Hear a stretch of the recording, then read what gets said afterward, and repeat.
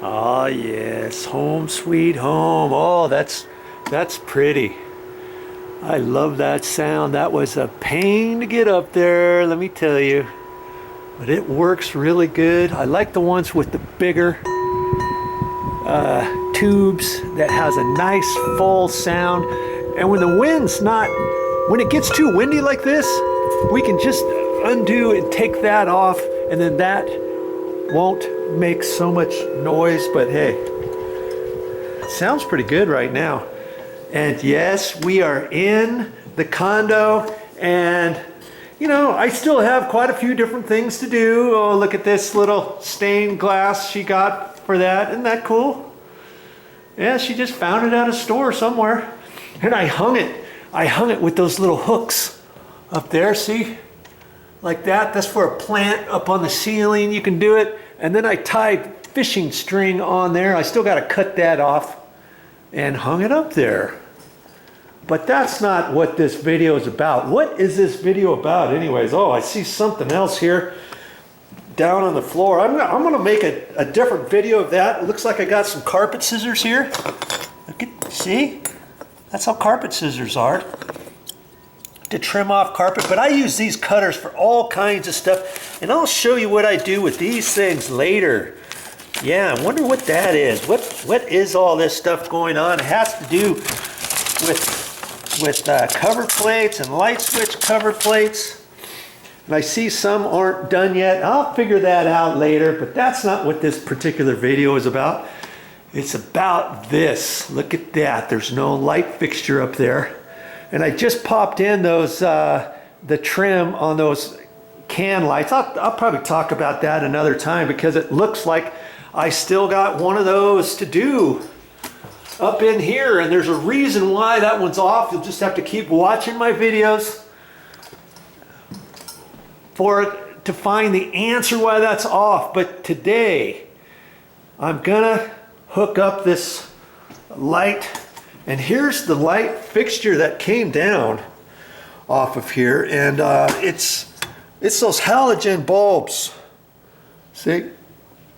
And funny thing was, when I took this down, I wasn't quite sure if it was going to go up, and I was saving it in the other room, and then Mommy wanted to put a different light fixture up there. But then after we started thinking about it, and it's a good thing I didn't do anything with that light fixture, because after she started thinking about it, she decided, hey, let's just go ahead and put it back up. After we saw different things at the store, we didn't want to overdo it up in here, and all of our trim finishes are stainless steel or nickel finish. We put nickel finish handles on and the hinges, and she likes nickel finish, and this just happens to be nickel finish, see?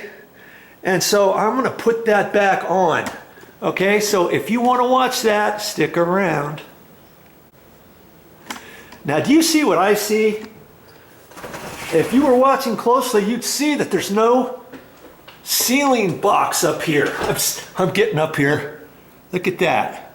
This wire is just coming out of the ceiling, and years ago, that's how electricians used to do that for ceiling light fixtures every once in a while. Can you believe that?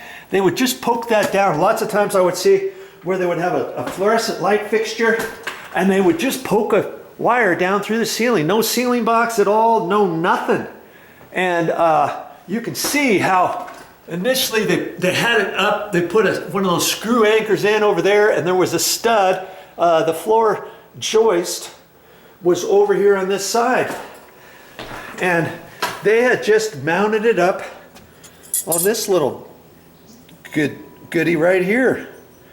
And you know, there's a couple things about that. I'm going to go ahead and reinstall it just like how I took it down, because all the wires are protected up inside of this cavity and all that kind of stuff. And you know, it's really not the proper way.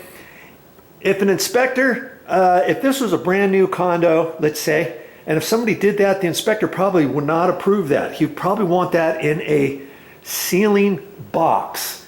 You know, ceiling box, kind of like this one. This was for the ceiling fan. See, there's an actual box up there. Here was for some old track lights that we took down. I'm still not sure what we're going to install up there.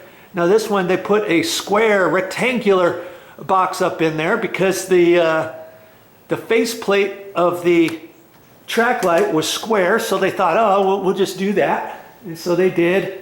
And there's another box over there. But see, they didn't do anything up here, did they? So what could I do if I wanted to? Okay, what would you do here if you wanted it more protected? Okay, you could get a pancake box. Pancake box is just a round box, and it's only a 1/2 inch tall. That's what they call a pancake box. Then knock a hole in the back of it. It's a metal box, and then I could fish that wire up there. I don't have a pancake box with me. I'd have to go down to the store and do that and get a pancake box. And you could do that, and you could actually surface mount that pancake box on there and put one screw up into the ceiling floor joist from up above. There's a second floor up above there. Because see, this cavity here could possibly fit a pancake box that's surface mounted. It might be kind of tricky because these wires, how they go, it might be tricky, like I say, to put all that stuff in there, but I think it would work.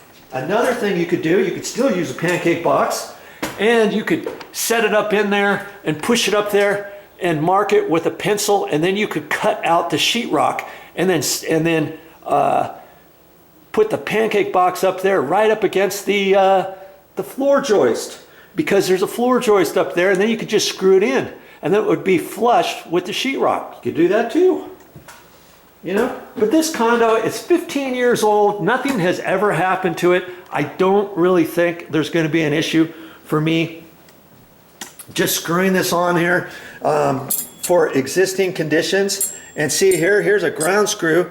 They never even use that ground screw. And I know that for a reason, because there's 3 wires up there, and every single one of them's got a wire nut on there.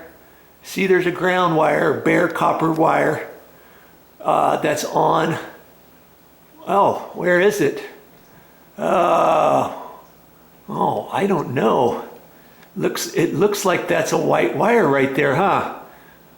I'm wondering what is happening there. Oh, I see. You see the bare wire? It loops up over and it's on that wire nut. That wire nut, or that wire, that bare wire, is painted white. Look at that. See that? And so they just wrapped the bare copper wire to this bare copper wire inside the light fixture, white to white, black to black, ground to ground, and they didn't even use the ground screw. You know why they didn't use that ground screw? Because this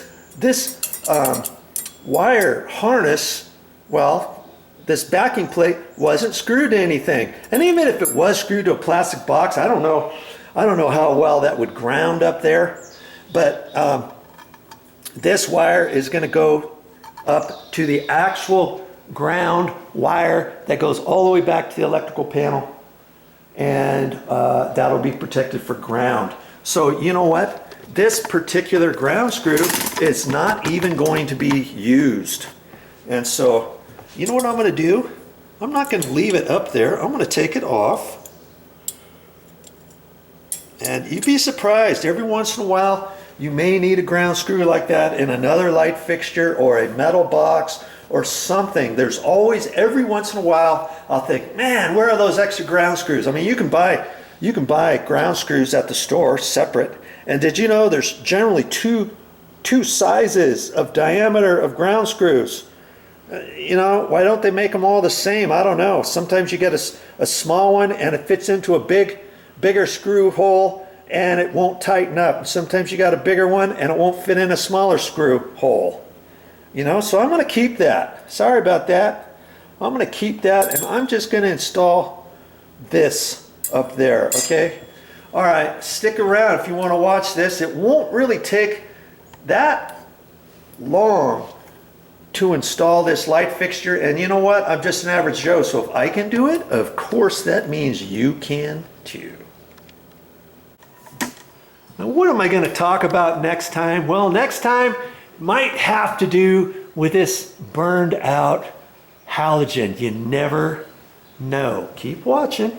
The more you watch, the more you learn.